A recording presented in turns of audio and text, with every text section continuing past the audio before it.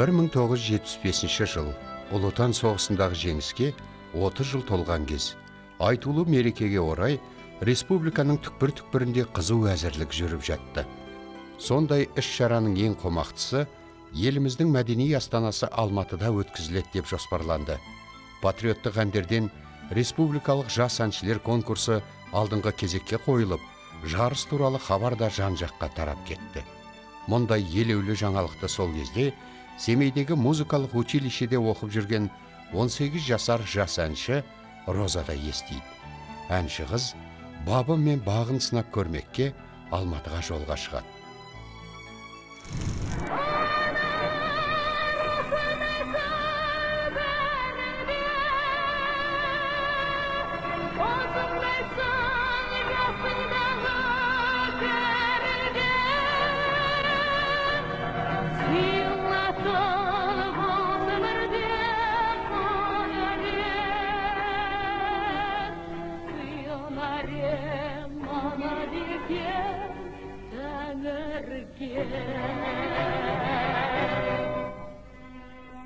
Қазақ радио телевизиясының эстрада симфониялық оркестрінің сүйемелдеуімен ән салған Роза бәйгенің бас жүлдесін қанжығалайды.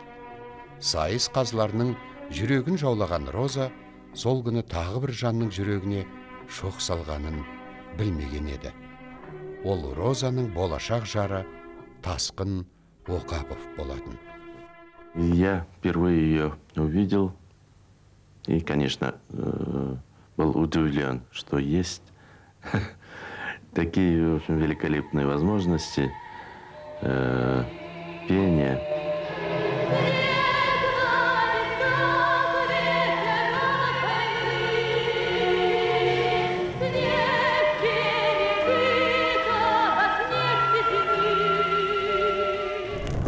Сол конкурсты көрсеткен кезде, жаңағы телевизордан, залдағы көрерменнің ішінде Тасқын отыр. Сонда Тасқынды оператор неге екенін білмеймін, ұзақ көрсетті. Ол кезде біз таныс емеспіз. Неге ұзақ көрсетті, себебі ол мұқият тыңдап отырды. Басқа көрерменге қарағанда бір ерекше бір көңілменен тыңдап отырды. Сол кезде Тасқын айтты маған. Мен сол кезде өзіме бір жаңа әнші таптым. Жаңа бір дауыс мен үшін осы сахнадан көрінді. Содан кейін мен министрлікке барып, Гүлдер ансамбліне барып, осы әншіні Семейден Алматыға алдырып, Гүлдер ансамбліне алу керек деп ұсыныс жасадым. Мен Семейден Гүлдер ансамбліне әнші ретінде шақырылып жұмысқа алындым. Сонда біз таныстық.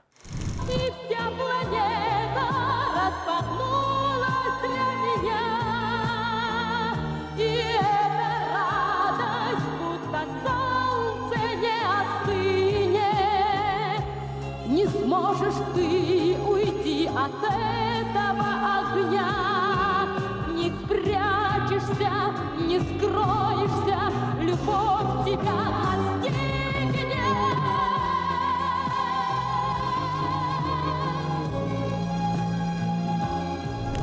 Тасқынмен кездеспесем, егерде Тасқын сол конкурста залда отырмағанда, көрермен болып, бір жағынан анау оркестрдегі ойнайтын музыканттардың барлығы Тасқынның достары ғой. Солар айтыпты, мына конкурсты тыңда, осында бір қыз бар, жас әнші бар, соны тыңда деп. Содан Тасқын бір жағынан әрі музыкант ретінде, әрі сол музыкант достарын конкурс біткеннен кейін бірге барып енді баяғы қыдырамыз, пиво ішеміз деп келіскен ғой. Солар тосып отырып залда мені тыңдап қалған. Сол конкурс болмағанда, сол кездесу болмағанда. Иә, сол кездесу болмағанда қазақ эстрадасының раушан гүлі мен кәсіби музыканың тасқыны тоғысар ма еді. Десек те, әуелден бір-бірі үшін құдіретті музыка үшін жаралған жандарды тағдыр қалай да табыстырды. Екі жастың өмірінің алғашқы қадамы болған сол бір кездесу мөлдір махаббаттың ғана емес, қазақ музыкасы тарихына жаңа леп әкелген үлкен толқынның да бастамасы еді.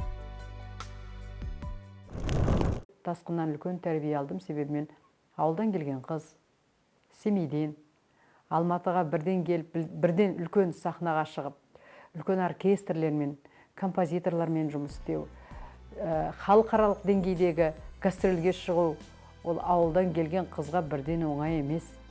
Соның барлығын, әрбір қадамымда, сахнадағы әрбір сөзіме дейін Тасқын мұнан былай деп айт, мынандай сөз айт деп үйреткен Тасқын. Ол кезде мен бар жоқ 18 жастағы қызбын.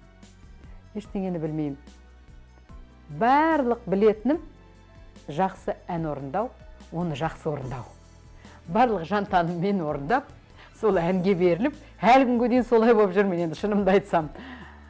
Тіпті осы қазіргі Жүргенов атындағы өнер академиясы сол мен оқуға түскен жылы ашылған болатын. Ол бұрын консерваторияның құрамында болатын да, одан кейін 79 жылдан бастап бөлек институт болып шықты. Сол кезде Тасқын, Роза, сен консерваторияға емес, мына өнер академиясына барасың. Театрально-художественный институт болатын ол кезде. Соған барасың. Себебі онда факультет бар. Актер, музыкальной драмы, комедии и кино деген. Сол факультетке барып, ән айтуды, би билеуді, актерлік шеберлікті. Барлығын сол бір факультеттің ішінде соны беретін. Соны мен оқып шықтым. Сондықтан ол эстрадаға нағыз керек маман. Эстрада әншісі әрі биді де билей беру керек, сөз де сөйлей беру, ән де айта білу керек, актерлік шеберлікті де сахнада көрсету керек. Сондықтан бұл маған арналған факультет болды. Мен осы факультетті Тасқынның ақылымен барып түсіп, бітіріп шықтым.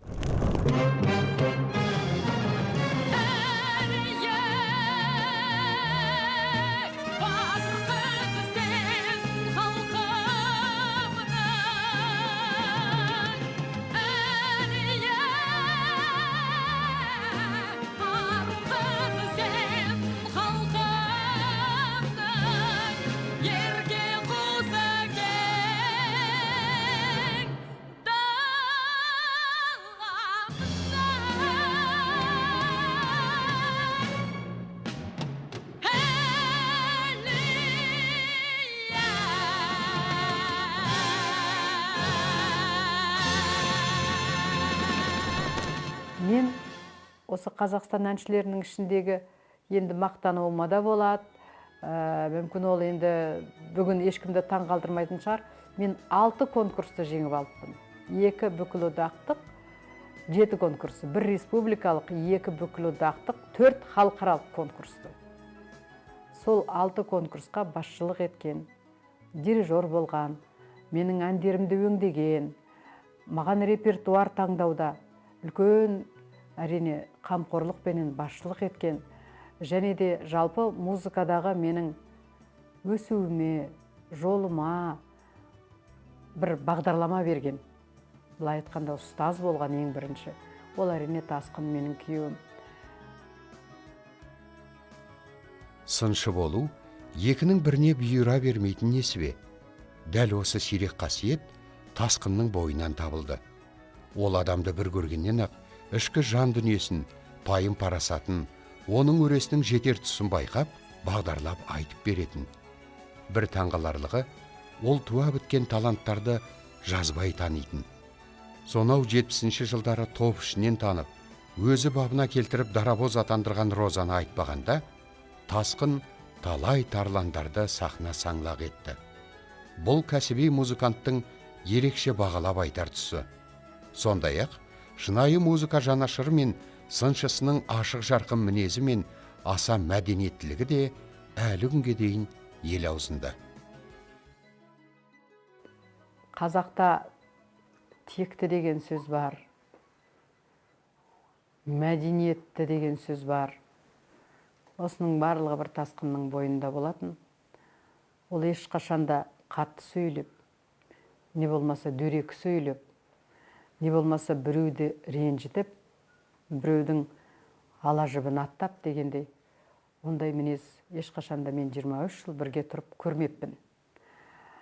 Және де оның айналасындағы қандай музыканттар жүрсін, жастар жүрсін, тіпті ересек адамдар жүрсін, барлығы да Тасқын десе, кез келгеннен сұрауыңызға болады. Ең тәрбиелі, ең интеллигентті жігіт болатын. Және де солардың барлығының ортасында Тасқын жүретін, себебі барлығы Тасқынға қарай талпынатын, дос болғысы келетін, араласқысы келетін. Тасқын қандай жағдайда болса да, қандай жұмыс болғаннан кейін, өмір болғаннан кейін реніш пен қуаныш қатар жүреді. Бір тасқынның қабақ шытып, біреуге дауыс көтеріп, кісімсіп, біреуге зекіп, мен анау жаман сөздерді ол сол білмей кеткен шығар ғұмырымда деп ойлаймын да. Ер азаматтар бірге жүргеннен кейін енді барлығы болады ғой. Бірақ тасқынның мінезі, адамгершілігі, үлкенге құрметі, кішіге ізеті әлі көз алдымда. Осы тасқынның көп қасиеттері мен қазір Әлидің бойынан іздеймін. Сол Әлидің бойынан әкесінің сондай қасиеттерін байқаймын. Біздерді сыйлағаны, біздерді көргенде келіп амандасуы, соған мен өте қуанам. Әйтеуір Тасқын марқұмның енді профессионалдық жағын оны бүкіл әлем біледі десем артық айтпаймын. Бірақ адамгершілігі жағы Тасқындай азамат, Тасқындай ер азамат, Тасқындай мінез, Тасқындай жайсаң, Тасқындай жомар, Тасқындай азаматтар қазір өте сирек, аз. Бірақ бір қуаныштысы Тасқынның тұяғы мен осы Әлидің бойынан Тасқынның көп мінездерін, көп қылықтарын, жүріс-тұрысынан да, сөз саптауынан да мен Әлиден байқаймын. Әлиді көргенде кейде Тасқынды көрген сияқты болады. Кішкентай Тасқын. Тасқынның музыкаға деген махаббаты, жайдары мінезі мен парасаттылығы болашақ халық әртісінің жүрегіне жылы сезім ұялатты. Танысқаннан тура 2 жылдан кейін Алматыда жас отбасы шаңырақ көтерді. Жас отаудың тек әні ғана емес, сәні де жарасып кетті. Біз үйленгеннен кейін Димаш Ахмедович Қонаев бізге 3 бөлмелі үй берді. Ол кезде мына біздің өкімет үйі ғой, Дом правительства дейтін. Сол мына Сатпаевтың көшесіндегі жаңа бүгінгі әкімшілік. Сонда біздің Димаш ағамыз отыратын, 6-шы этажында. Сол кісі қабылдап мені, жаңағы Алтын Орфейді жеңіп алғаннан кейін, Сопытты жеңіп алғаннан кейін. Міне көрдің бе, Роза, мына жолдың ар жағында міне үйлер салынып жатыр. Осы 5 этажды үйден саған 3 бөлмелі үй берем деп, маған сол кезде Тасқын екеумізге 3 бөлмелі үй берген. Біз сол үйде тұрдық, сол үйде Әли, Мәди, менің ұлдарым дүниеге келді. Мен босанғаннан кейін реанимацияда ұзақ жаттым. Қатты ауырдым. Былай айтқанда, менің Әлиім оңай келген жоқ маған. Мен Әлиден кейін әлгі операцияда осложнение дейді ғой, өліп қала жаздағам. Сонда 23 күн жаттым мен ауруханада. Сонда Тасқын келіп, Роза, мен баламызды Әли қояйын деп шештім. Оның себебі, Әли деген ат ол дүние жүзінде халықаралық деңгейде жеңіл айтылатын ат.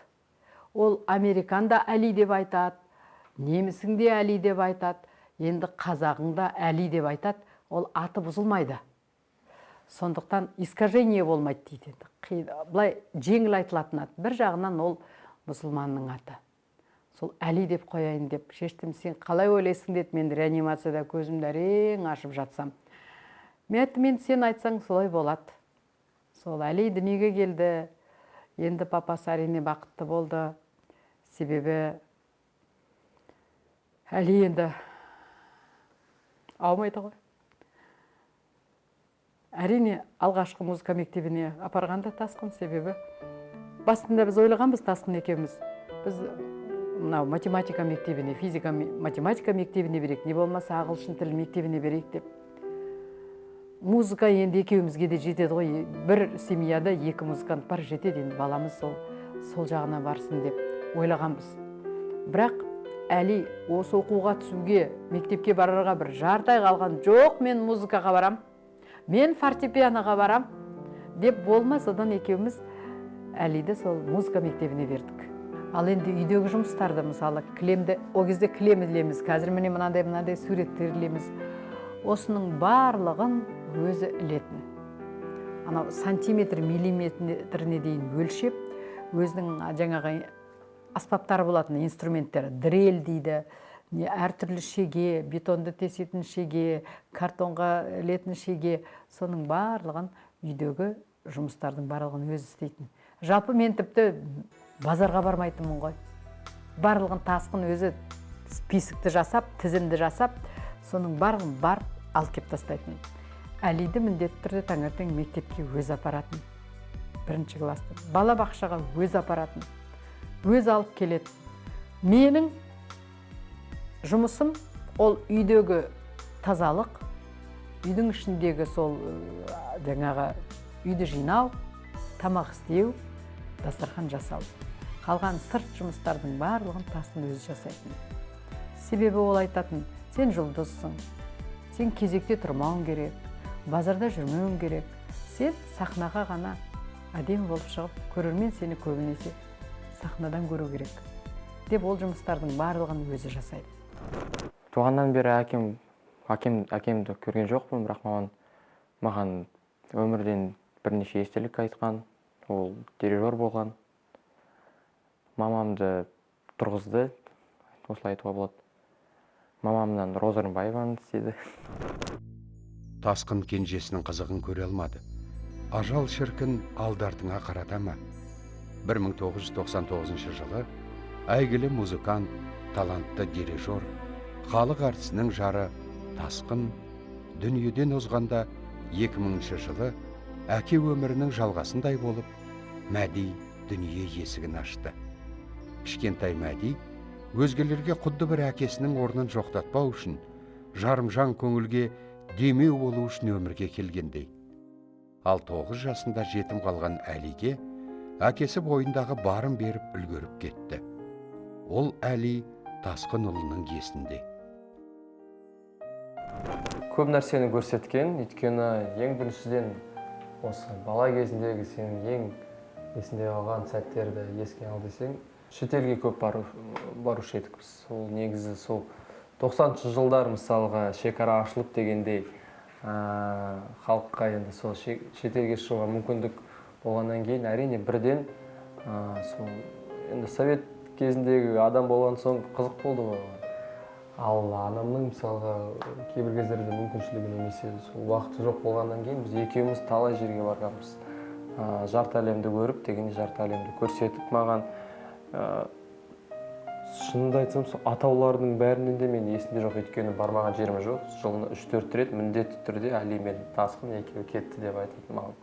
Ең біріншіден сол әлемді көрсеткен менің есімде қалды.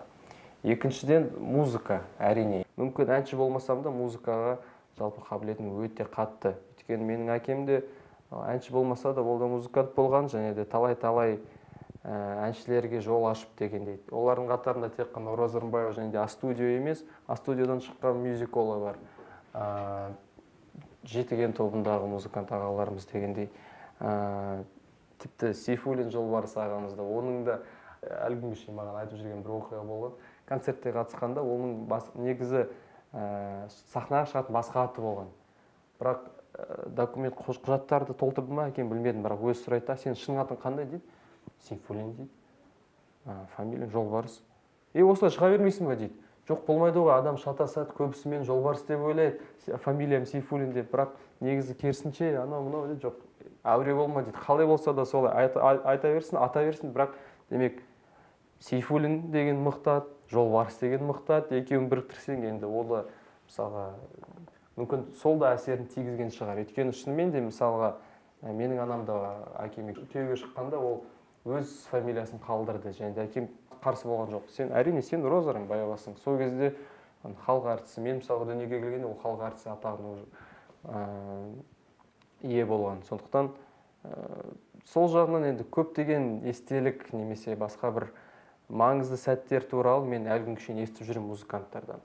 Өзім білмеген, мысалға, шынымен де сенің әкең осындай болатын, бір күні ол маған осылай істеді, осы жерде көмектесті, осы жерде мен бірге алып кетті гастрольге, немесе бір ансамбліне алды, үйретті және жетектеді деген сөздерді әлі күнге шейін естіп жүрмін. Бала кезінен алғашқы музыкадағы адамдарды көрді және де бақылады. бірақ маған осындай ақыл немесе кеңес берді деп айта алмаймын музыка жағынан. Өйткені мен кішкентай болдым, енді бастапқы қадамдарды жасап дегендей әрқашанда жанымда болды. Бар емтихандарды осы видеокамерасына түсіріп берген, естелік ретінде және де мұғалімдермен тікелей байланыста қалай болып жүр, не істеп жүр дегенде бәрін білетін. Ал жиналыстарға барып жүретін мысалға. Сөздің шыны керек, анамнан артық болушы еді сол мектепте. Дарыны, ақылдылығы менің балаларыма міндетті түрде берілген. Менің балаларым жақсы музыкант болсам деп еңбек етеді, күнделікті ізденеді. Күнделікті өзінің алдына мақсат қояды. Мен мамамды ұятқа қалдырмауым керек деп. Енді папасы жоқ, барлық тірегі мамасы. Мен халық артысының ұлымын, мен мамамды ұялтпауым керек. Деп екеуі екі жақтан ізденеді. Сондықтан мақсат бар алға қойған. Алдыңғы арман бар, ол жақсы музыкант болу, жақсы азамат болу. Ең бірінші менің өзімнің арманым осы екі ұлым бақытты болса, екі ұлым жақсы музыкант болса, екі ұлым менің атым әкесінің атына кір келтірмей, жақсы азамат болса.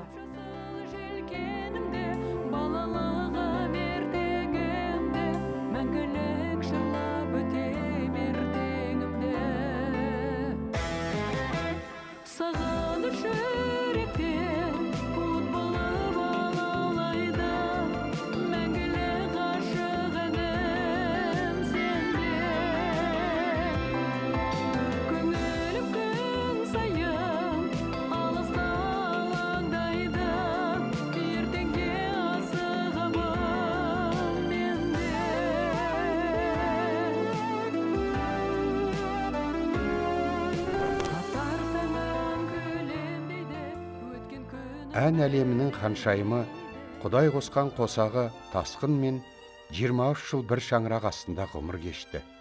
Өмірдің ащы тұщысын көріп, тар жолдардан өтіп, енді балаларының қызығын қызықтап, асыл жары розасымен өнерде де, өмірде де бақытты ғұмыр кешер сәтте, тағдыр басқа арнаға бұрылды.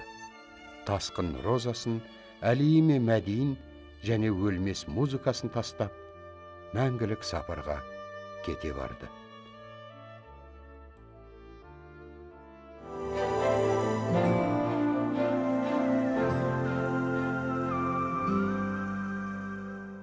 Гастрольдік сапарларда бірге мына қонақ үйлерде бірге тұрып жүрдік, бірге тамақ ішіп жүрдік. Екеуінің бір-біріне деген көзқарасы, сыйластығын мен әрбір қазақтың жанұясына тілер едім.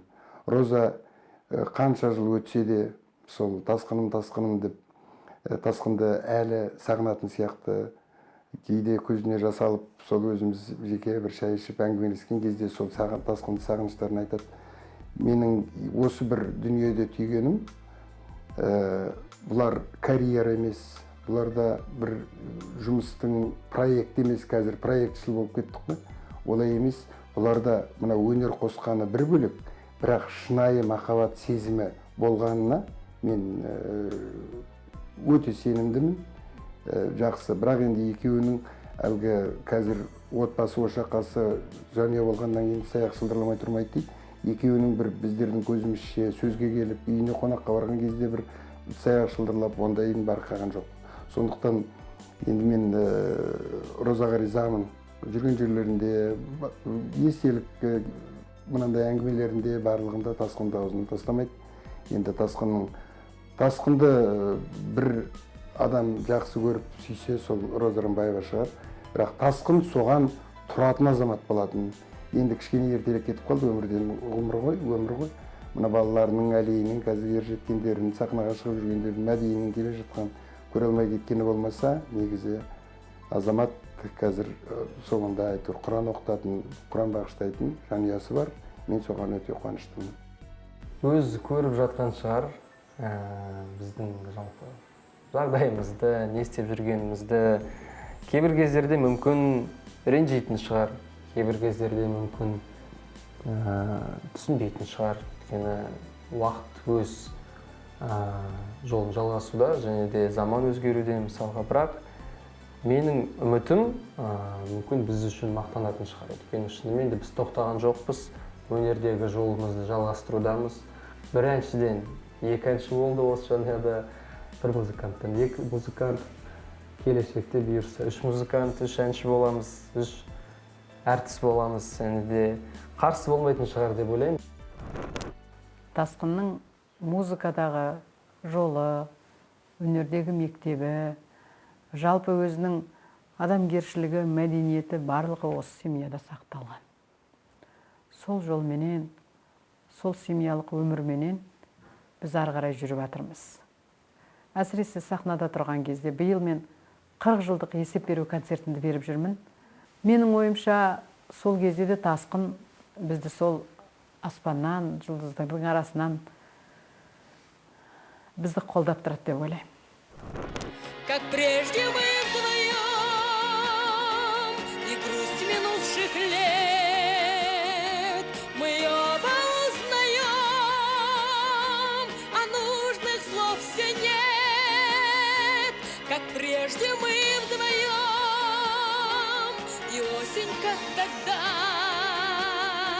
и тот же поздний гром, и то же слово «да».